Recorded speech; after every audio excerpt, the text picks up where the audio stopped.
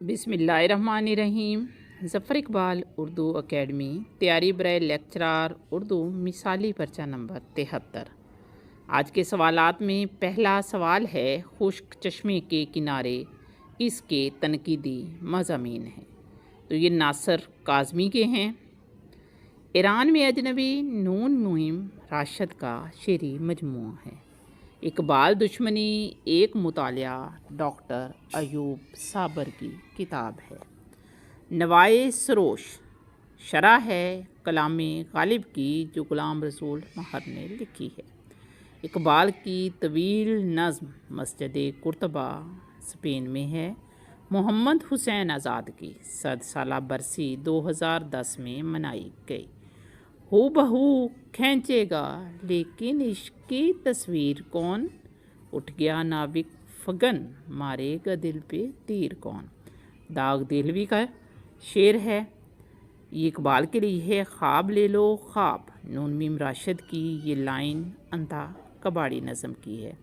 اقبال کے روپ میں غالب نے دوبارہ جنم لیا ہے، یہ کہنا ہے شیخ عبدالقادر کا۔ بڑا شور سنتے تھے پہلو میں دل کا، جو چیرا تو ایک قطرہ خون نہ نکلا۔ حیدر علی آتش کا شعر ہے۔ سندھ باد جہازی کولمبس چراغ حسن حسرت کے کلمی نام ہیں۔ کاشگر چین کا شہر ہے۔ اردو کا والٹر اسکاٹ عبدالحلیم شرر کو کہتے ہیں۔ ایک ہوں مسلم حرم کی پاسبانی کے لیے، نیل کے ساحل سے لے کر تا بخاک کاشگر اقبال کا شعر ہے۔ شمبا ہفتے کو کہتے ہیں۔ اردو کے منقوط حروف 17 ہیں، غیر منقوط حروف 20 ہے۔ آشفتہ بیانی میری رشید احمد صدیقی کی آپ بیتی ہے۔ آغا حشر کاشمیری کا مدفن لاہور ہے۔ اردو میں سب سے زیادہ خطوط لکھے مولوی عبدالحق نے۔ مولوی عبدالحق نے خطوط لکھے 1 لاکھ۔ لسان الاثر اکبر الہ آبادی کا خطاب ہے۔ شاعر نغز گو غالب کو کہا جاتا ہے۔ اردو کی پہلی شاعرہ مالکہ چندہ بائی جدید تحقیق کے مطابق لطف النساء ہے۔ غزل کی ابتدا دکن سے ہوئی۔ رفیع الدین سودا کی وجہ شہرت قصیدہ نگاری ہے۔ علامہ اقبال کی آخری نظم حضرت انسان ہے۔ اردو کی پہلی تنقیدی کتاب کا نام مقدمہ شعر و شاعری ہے۔ علامہ اقبال نے پی ایچ ڈی کی ڈگری لی 1908 میں۔ دریائے ایمازون گرتا ہے بحیرہ روم میں۔ براعظم افریقہ کی سب سے بڑی جھیل ہے جھیل وکٹوریہ۔ دنیا کا سب سے بڑا جزیرہ نمائے عرب ہے۔ ڈائنامائٹ کا موجد ہے الفریڈ نوبل۔ روس کی پارلیمنٹ کو کہا جاتا ہے ڈوما۔ ممالیہ پرندہ چمگاڈر ہے۔ دین الہی مغل بادشاہ اکبر اعظم نے ایجاد کیا تھا۔ کوہ جودی ترکی میں ہے۔ ذوالقرنین کا ذکر سورۃ کہف میں ہے۔ ساقی زمزم کا لقب حضرت عباس کا ہے۔ پیروڈی لغوی معنی جوابی نغمہ۔ پیروڈی انگریزی زبان کا لفظ ہے جو یونانی زبان کے لفظ پیروڈیا سے لیا گیا ہے۔ کسی معروف شاعر کے شعر، نظم یا نثر میں ہلکا سا رد بدل کر کے مزاح پیدا کرنا۔ رد و بدل اس فنکاری سے کرنا کہ اس کے معنی و مفہوم میں واضح فرق ہو، اسے تحریف نگاری بھی کہتے ہیں۔ اردو کی پہلی کتاب پطرس بخاری نے لکھی۔ اردو ادب کی مختصر ترین تاریخ لیکچر نمبر 136۔ دیوان غالب کا پنجابی زبان میں ترجمہ اسیر عابد نے کیا ہے۔ دیوان غالب کا سندھی زبان میں ترجمہ یوسف شاہین نے کیا ہے۔ عبدالرحمن بجنوری نے کہا ہے کہ ہندوستان میں الہامی کتابیں 2 ہیں، وید مقدس اور دیوان غالب۔ غالب شکن یاس یا گانا چنگیزی کو کہا جاتا ہے۔ حالی نے یادگار غالب لکھی سن 1897 میں۔ مرزا غالب بندر روڈ پر خواجہ معین الدین کا ڈرامہ ہے۔ تحقیقی مجلہ غالب کا اجرا مرزا ظفر الحسن نے کیا۔ جاگیر غالب ڈاکٹر معین الرحمان کی تصنیف ہے۔ غالب ایک شاعر ایک اداکار انیس ناگی کی تصنیف ہے۔ فلسفہ کلام غالب ڈاکٹر شوکت سبزواری کی تصنیف ہے۔ ڈاکٹر جمیل جالبی کی تعریف سے چند معروضیاں۔ مثنوی خوف نامہ نظامی کی ہے۔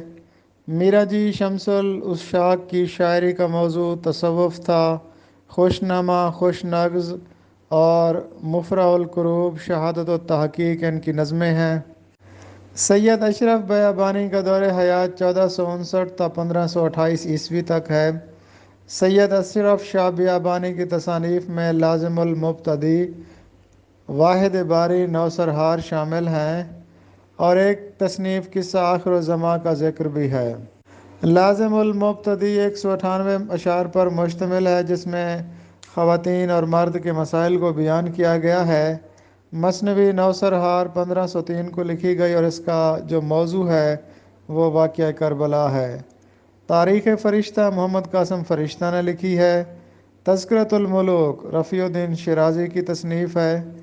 عادل شاہی دور کے اہم شعراء برہان الدین جانم، شیخ داؤد، حکیم آتشی، مرزا محمد مقیم، عبدالسنتی، ملک خوشنود، رستمی، حسن شوقی، امین الدین آلہ، میرا جی خدانما، ہاشمی اور نصرتی ہیں۔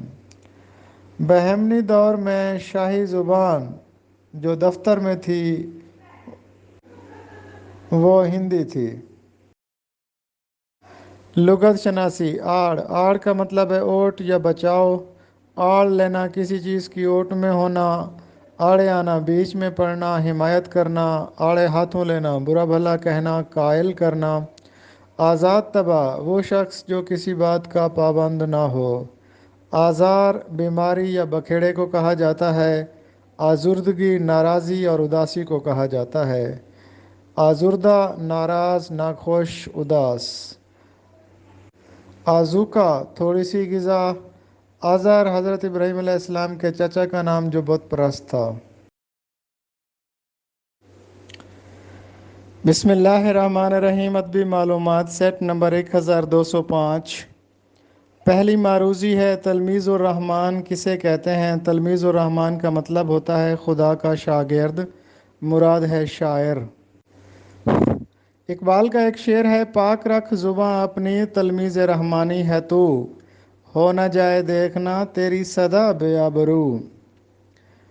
مصطفیٰ زیدی کا ایک خوبصورت شعر ہے جو کہ ان کے شعری مجموعے موج میری صدف صدف سے لیا گیا ہے۔ اس کی نظر کے فیض سے غم اور بڑھ گیا، پہلے بھی تھے اداس مگر کم اداس تھے۔ ولی دکنی کی دلی میں ملاقات سعد اللہ گلشن سے ہوئی۔ بت پرستی اور سراپا نگاری ولی دکنی کی شاعری کا خاصہ ہے۔ ولی دکنی کو جمال دوست شاعر ڈاکٹر سید عبداللہ نے کہا، غزل در غزل سے مراد اسی بحر ردیف قافیے میں ایک اور غزل کہنا ہے۔ پابند نظم کے لیے ضروری ہے قافیہ، اسی طرح غزل کے لیے بھی ضروری چیز قافیہ ہوتی ہے۔ ولی دکنی تصوف، انسانیت اور محبت کا شاعر گوپی چند نارنگ کی تصنیف ہے۔ ولی دکنی کو اردو شاعری کا بابا آدم مولانا محمد حسین آزاد نے کہا۔